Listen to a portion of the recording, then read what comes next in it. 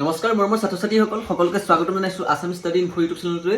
তো মৰমৰ ছাত্ৰ-ছাত্ৰীসকল তোমালোকৰ বাবে এটা অতিকৈ গুড নিউজ আহিছে। যোনসকলে এবাৰ 2025 বৰ্ষত মেট্ৰিক পৰীক্ষা দিছা, তোমালোকৰ যিহেতু সমাজ বিজ্ঞানৰ পৰীক্ষা অত্যন্ত টান আহিছিলে, সকলোৱে কৈছিল আৰু এইটো সাবজেক্টৰ ওপৰত বহুতো বিতৰ্কৰ সৃষ্টি হৈছিলে। মই তোমালোকক কৈছিলো যে তোমালোকক সেৱাই এটা ভাল পথ দেখাব, এটা ন্যায় দিব। তো তোমালোকৰ বাবে আজি এটা ভাল খবৰ আহিছে।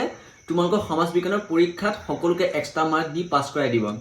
আজি অসমৰ মুখ্যমন্ত্ৰী ডক্টৰ হিমন্ত বিশ্ব শৰ্মা এইটো কথা কৈছে, সেৱাই এক্সট্ৰা মাৰ্ক দিব তোমালোকৰ সমাজ বিজ্ঞান পৰীক্ষাত। মই এটা স্ক্ৰীনশ্বট তোমালোকক সাইডত দেখাম, তোমালোকে সেইটো চাই ল'বা।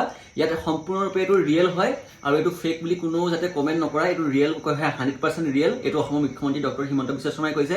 তোমালোকে ফেচবুক যোৱা, য'তে যোৱা, টুইটাৰত যোৱা, অসমৰ মুখ্যমন্ত্ৰী ডক্টৰ হিমন্ত বিশ্ব শৰ্মাৰ টুইট চোৱাগে, নহ'লে তোমালোকে DY365ৰ যি ফেচবুক পেজ আছে তাত গৈ তোমালোকে চালে দেখিবা, তাৰ ওপৰত এটা ভিডিঅ' বনাই থৈছে যে সমাজ বিজ্ঞানৰ পৰীক্ষাত সেৱাই দিব সকলো ছাত্ৰ ছাত্ৰীকে এক্সট্ৰা মাৰ্ক। তো তোমালোকে চিন্তা কৰিব নালাগে, যোনসকলে ফেইল কৰিম বুলি ভাবিছে তেওঁলোকক গ্ৰেছ মাৰ্ক দিব ছ'চিয়েল ছায়েন্সত আৰু তোমালোকক এক্সট্ৰা মাৰ্ক দিব।